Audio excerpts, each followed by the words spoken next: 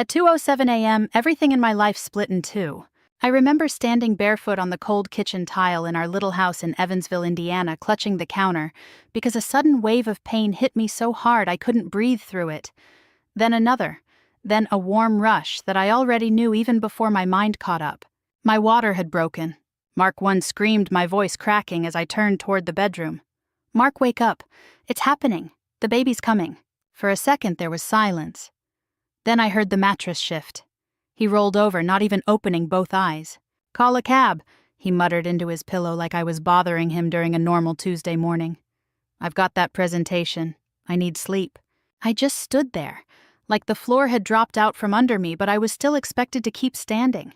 "Mark," I said again, quieter this time, like maybe if I softened it, he'd hear me. "I think I'm in labor." He sighed, loud and annoyed, like I had asked him to fix a leaky faucet at midnight. "Laura, hospitals are 20 minutes away. You'll be fine. Just call a cab." And then he turned his back on me. That was it. No questions, no panic, no "are you okay?" Nothing. I stood there staring at him in the dark, my hands shaking, another contraction tightening through my body like a fist. I remember thinking, this can't be real. People don't do this. But he did. I grabbed my hospital bag. Thank God I had packed it weeks earlier, hoping this moment would feel different, and somehow got myself into the car. I don't even remember locking the front door. I just remember the night air hitting my face and realizing I was alone. Driving myself to the hospital while in labor is something I wouldn't wish on my worst enemy. Every red light felt too long. Every bump in the road made me gasp.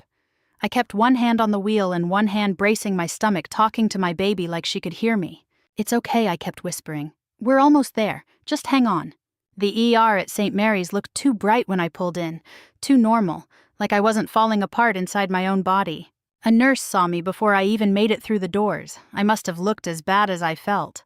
"Sweetheart, how far apart are your contractions?" she asked immediately. "I drove myself," I said, and I think that's when her face changed.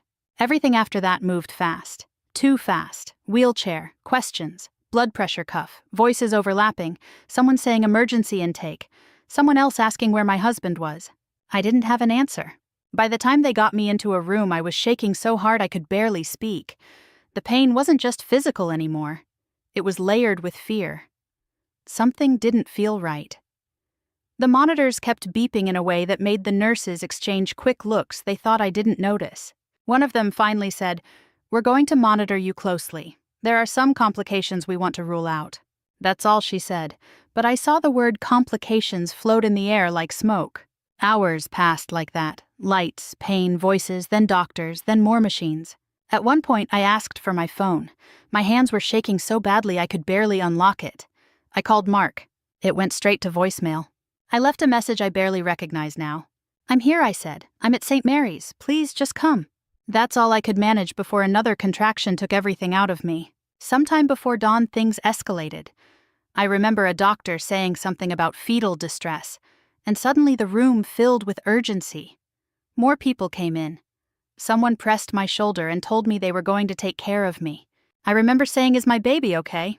No one answered right away. That silence is something I still carry with me. They didn't let me think after that. Everything became motion, bright lights, quick decisions, words I couldn't process fast enough. I was terrified, but there was no space left to even scream about it. When I finally woke more fully, it was hours later. Pale morning light was coming through the blinds. My body felt like it had been replaced with something heavier, unfamiliar. A nurse told me I had been in an emergency procedure, that both of us had made it.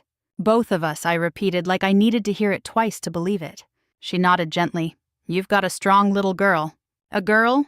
I should have felt joy. I did somewhere underneath everything else, but it was buried under something heavier that I couldn't name yet. Mark showed up around noon. No rushing, no panic in his face, just tired. He walked in holding a coffee like he had just stopped by between errands. "Hey," he said casually. "Sorry, my phone died." That was it. I stared at him for a long moment, waiting for something, an apology, an explanation, even guilt. Nothing came. He looked past me toward the bassinet. "So, she okay?" That's what he asked after everything. I nodded slowly. "She's alive." He smiled like that was enough, like that was the only requirement he had to meet. And in that moment, something in me went very still. Not dramatic, not loud, just quiet. like a door closing somewhere deep inside that I couldn't reopen even if I tried. I watched him sit down, check his emails, and sip his coffee while I lay there recovering from a night that almost broke me. And I realized something I didn't want to admit yet. I didn't feel safe with my husband anymore. Not in my home, not in my life, not even in the smallest, most important moment of all. And that realization didn't fade when I left the hospital. It followed me home. Coming home from the hospital should have felt like relief. Instead, it felt like walking back into a life that didn't fully belong to me anymore. Our house in Evansville looked the same porch light buzzing faintly at night, same welcome mat with a faded home sweet home we bought at Walmart years ago. But I felt like I was stepping into someone else's routine.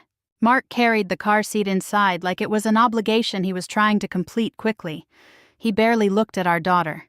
"What's her name again?" he asked halfway through setting the carrier down on the couch. I paused. "Clara," I said slowly. "We agreed on Clara, right?" He nodded, already scrolling on his phone. Cute. That was it. No wonder, no emotion, just a passing acknowledgement like I was telling him the name of a co-worker's pet. The first few days were survival. Clara cried every 2 hours like clockwork. I barely slept. My body ached in places I didn't even know could hurt. Mark complained constantly. "She's loud at night. I've got work in the morning, Laura. Can you handle this part? I need rest." It was always something I was supposed to handle. One afternoon, maybe a week after we got home, I was rocking Clara in the living room when Mark left his iPad on the kitchen counter. It lit up with a message. I wasn't trying to snoop. I really wasn't. But I saw a name I didn't recognize pop up repeatedly over the past few days. "Can't wait to see you again tonight." Something in my stomach tightened. I opened it. At first it didn't make sense. Then it did. Slowly, like my brain was refusing to translate what my eyes were already seeing. Her name was Dana, a co-worker, someone from his sales office in Indianapolis. There were photos, hotel receipts, messages going back almost 2 years. 2 years. While I was going through fertility treatments. While I was crying in clinics. While I was injecting myself with medication to try to make a baby happen. He was building a second life. I sat down on the kitchen floor without realizing it. Clara was still in my arms. I remember staring at her tiny face and thinking, you came into a house that was already broken. That night, I didn't confront him. I couldn't, not yet. Instead, I did something I never thought I would do in my life. I called a lawyer. Her name was Janet Cole, downtown Evansville, small office above a dental clinic. She had this calm voice that didn't rush me even when I couldn't get the words out properly. "I think my husband is cheating," I said. There was a pause then. "Okay, tell me everything." So I did. And as I spoke, something strange happened. It didn't feel like telling a story anymore. It felt like laying bricks for something I hadn't built yet. Janet asked questions about finances, property, joint accounts. That's when things got worse. Mark had taken out a home equity loan 6 months earlier. I never knew. My signature was on documents I never saw. There were credit cards I didn't recognize, late payments, hidden withdrawals. "Your husband is in serious debt," Janet said gently, "and some of it is tied to discretionary spending, travel, gifts." Gifts for her. I felt sick. I remember asking, "What does this mean for me?" Janet didn't sugarcoat it. "It means you need to prepare, quietly, carefully." That word stuck with me, prepare. I started noticing things after that.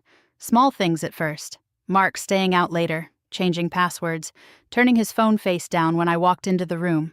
Then one night I heard him on the phone in the garage. "I'll figure it out," he said sharply. "Laura doesn't suspect anything." I froze behind the door. Then I heard her voice through the speaker. "Dana, she's not going to find out before we move, right?" Move. That word hit harder than anything else. They were planning a life without me, without Clara. And suddenly, everything that had happened, the hospital, the exhaustion, the indifference, wasn't just neglect. It was strategy. That was the midpoint where something inside me shifted, not into anger right away, not even into revenge, into clarity. Because I finally understood something I hadn't been willing to see. I wasn't standing inside a broken marriage. I was standing inside a planned exit. The next morning, Mark kissed Clara's forehead without looking at her eyes. "I've got a work trip next week," he said casually. "Where?" I asked. "Florida," he said. "Corporate stuff." But I already knew that wasn't the truth, because Janet had printed me something the night before. Hotel bookings. 2 tickets. Mark and Dana. And suddenly the word husband didn't feel like it applied to him anymore. Not even a little.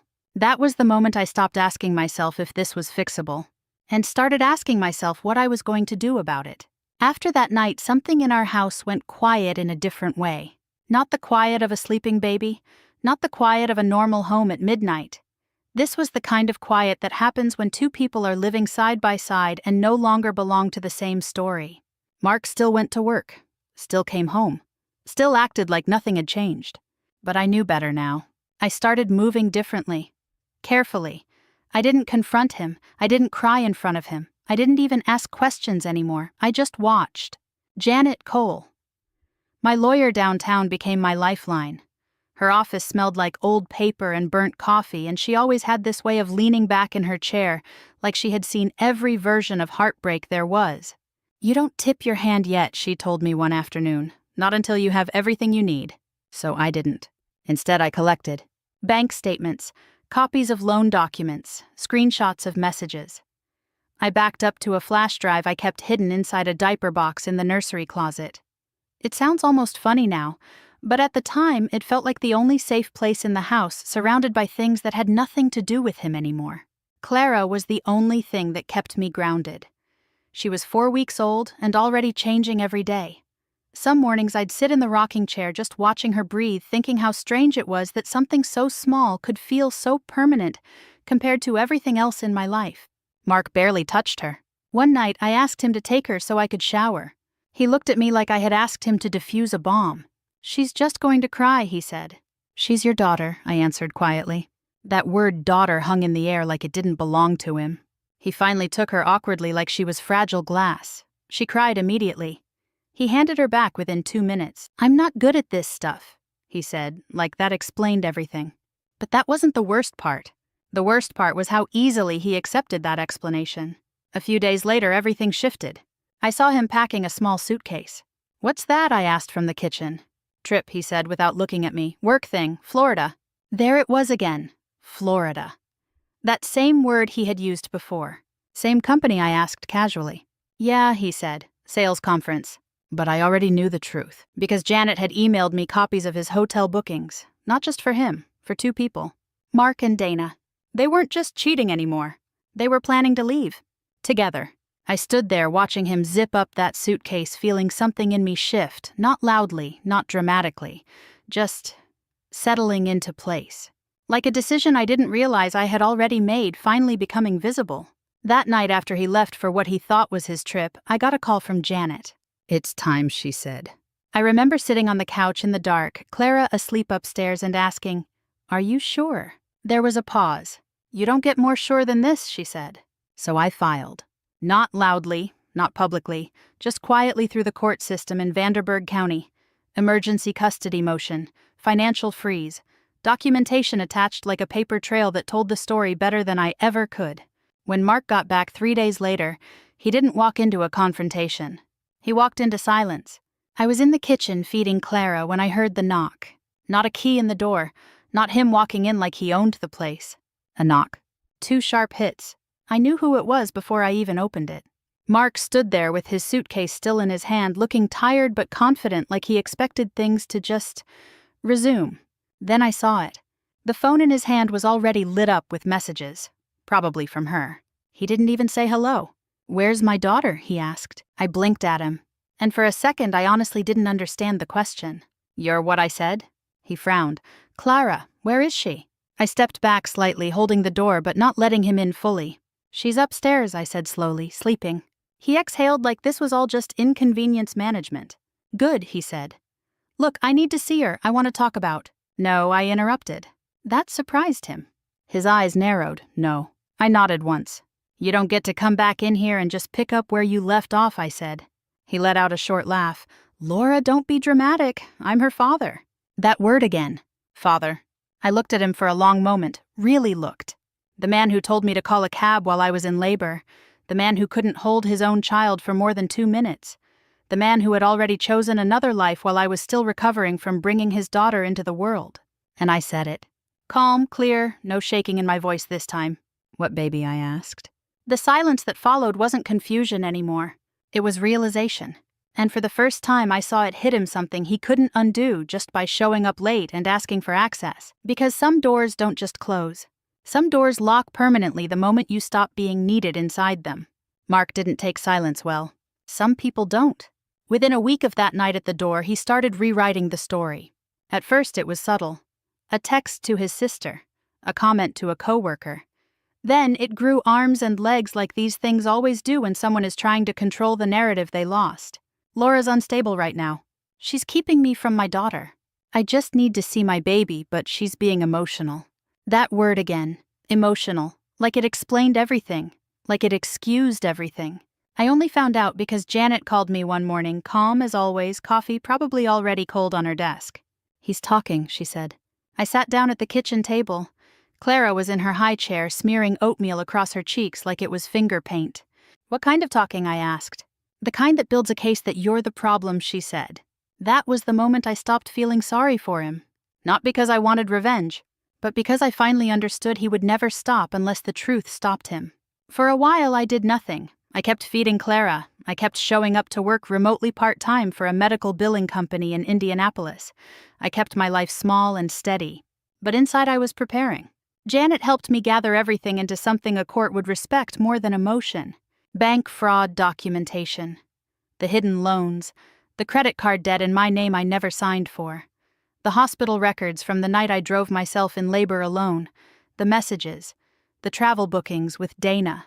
Every piece had a place. Still, I hesitated. Because there's a difference between knowing someone betrayed you and proving it out loud in a room full of people. The moment came faster than I expected. It was Mark's mother's birthday dinner. They still invited me. I think they thought I wouldn't come, or that I'd stay quiet if I did. The house was in Newburgh, just outside Evansville, full of relatives I'd known for years. People who used to call me sweetheart and ask how the baby was doing. Mark arrived early. Of course he did. He was already performing when I walked in. Laughing too loud. Standing too straight. Playing the role of concerned father and wronged husband. And I'll admit something here, I almost turned around and left. Clara was with my neighbor upstairs. Janet was supposed to arrive later. My stomach was tight the entire drive there. But I stayed. Dinner started normal enough. Roast chicken, mashed potatoes, wine poured into crystal glasses that looked too fragile for what was coming. Then someone his aunt, I think, asked, "So when do you two plan to work things out?" There it was. Mark didn't even look at me. He leaned forward slightly, voice softening into something designed to sound reasonable. "I just want access to my daughter," he said.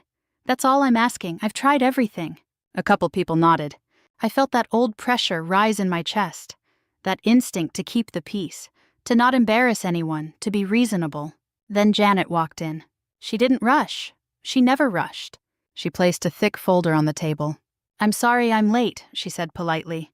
"I had to organize documentation for Vanderburgh County court filings." The room changed immediately. Mark's fork stopped halfway to his mouth. "Excuse me," he said. Janet opened the folder, and she started speaking like she was reading facts from a weather report. Hospital intake records from St. Mary's at 2:11 a.m. emergency labor. Patient drove herself while husband remained home. A few heads turned toward Mark. She continued. Financial records showing undisclosed home equity loan. Credit card debt in spouse's name without consent. Mark shifted in his chair. "Janet," he started. She didn't stop. Evidence of extramarital relationship with Dana Mitchell confirmed overlapping travel bookings and financial expenditures during wife's postpartum recovery period. Now the room wasn't just quiet. It was frozen. Someone at the table whispered, "Oh my God." Mark finally snapped. "This is private," he said sharply. "This has nothing to do with—" Janet looked at him for the first time directly. "It has everything to do with custody and financial fraud," she said evenly. "Then I did something I didn't plan ahead of time." I spoke.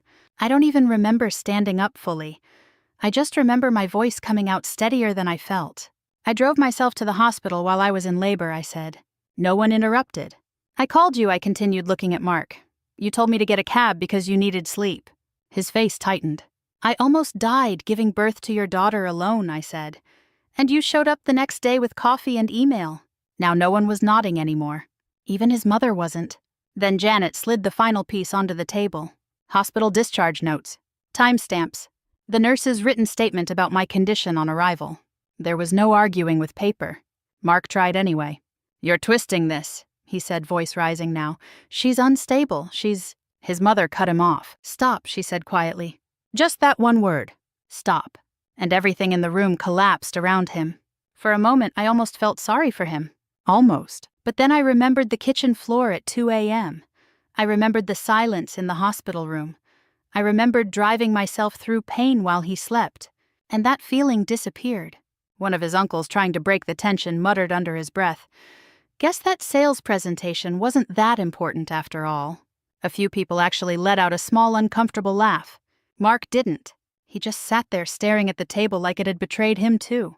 And for the first time since all of this began, he had nothing left to say. Not a single version of the story that could save him. After that night at his mother's house, things didn't explode like people expect in stories. There was no final shouting match, no dramatic goodbye, no big emotional collapse. Just consequences arriving quietly and staying. Mark moved into a short-term rental off Green River Road in Evansville. One of those small beige apartments that all look the same from the outside. I only know because I had to drop off legal paperwork there once through Janet's office. He tried to call me a few times in the beginning. I didn't always answer. When I did, it wasn't anger anymore on his end. It was something worse. Confusion. Like he couldn't understand how everything he assumed would remain flexible had suddenly become final. "I didn't think you'd actually go through with all this," he said during one call. I remember sitting on my back porch, Clara asleep inside, listening to him like he was talking about someone else's life. "You thought I would just keep absorbing it?" I asked. Silence. That was usually his answer now. The custody arrangement came through Vanderburgh County Court a few weeks later. Structured, supervised at first, then slowly adjusted depending on compliance. Janet handled everything like she always did, calm, precise, unmoved by emotion she had seen 100 times before. Mark didn't fight it the way he used to fight things, maybe because he realized there wasn't anything left to spin. Or maybe because Dana was gone by then too. That part came out later, not from him, from a co-worker who called me out of the blue one afternoon. She left him, the woman said simply. Once everything came out, she didn't want the mess. I didn't feel satisfaction when I heard it. That surprised me. I thought I would. But what I actually felt was just distance, like watching someone else's storm finally pass. Life didn't suddenly become easy after that. People think that's how revenge stories end, everything clean, everything fixed. It wasn't like that. There were nights I still woke up startled even long after Clara started sleeping through the night. There were moments I replayed the hospital drive in my head and felt that same tightness in my chest. And there were days I questioned myself. Did I wait too long? Did I do too much? Did I change my daughter's life permanently by choosing truth over pretending? But then I'd look at Clara. Really look at her. Growing, laughing, reaching for me with both hands like I was still her entire world. And I'd remember what staying silent had already cost me once. Mark saw her on scheduled weekends now. Supervised at first at a small family center in downtown Evansville. Later, he got limited, unsupervised time after completing counseling and financial restitution steps ordered by the court. He showed up on time. That was something. Not redemption, just responsibility finally being learned the hard way. One afternoon after a visitation exchange, he walked me to my car in the parking lot. It was quiet, just the sound of other families leaving doors closing, normal life moving around us like we were no longer part of it together. "I didn't think it would end up like this," he said again. I leaned against my car for a moment, holding Clara's diaper bag. "It didn't end like this," I said. "It started like this. You just weren't paying attention." He looked down at the pavement. For a second, I saw something real in him, not excuses, not defense, just awareness. "I should have been there," he said quietly. I nodded once. "Yes," I said, "you should have." That was the closest thing to closure I ever got from him. And strangely, it was enough. A year later, my life looked nothing like it did in that kitchen at 2 a.m. I bought a small townhouse on the east side of Evansville. Nothing fancy. 2 bedrooms, a little fenced backyard for Clara. A place that finally felt like mine, not something I was just passing through. I kept working remotely. I built routines again, morning coffee daycare, drop-offs, grocery runs at Kroger, where the same cashier always asked how Clara was growing. Simple things, real things. One evening I sat on the porch watching Clara chase bubbles in the yard, and I thought about something Janet once said to me. "You're not trying to destroy him," she told me early on. "You're just refusing to disappear inside his choices." That stayed with me, because that's what it really was. Not revenge in the dramatic sense people imagine. Just refusal. Refusing to be the version of myself that stayed quiet in a hospital hallway while someone decided I wasn't worth showing up for. Clara ran back toward me, laughing out of breath, holding the little plastic wand dripping soap. "Mommy," she shouted. And I realized something simple in that moment. The life I had now wasn't built on what he lost. It was built on what I chose to protect. If you're listening to this, and you've ever found yourself shrinking just to keep peace or excusing things that slowly erase you, don't. Speak earlier than I did. Leave sooner than I did. Because sometimes the hardest truth is also the simplest one. People show you who they are at the moments you need them most. Believe them the first time. And build your life from there.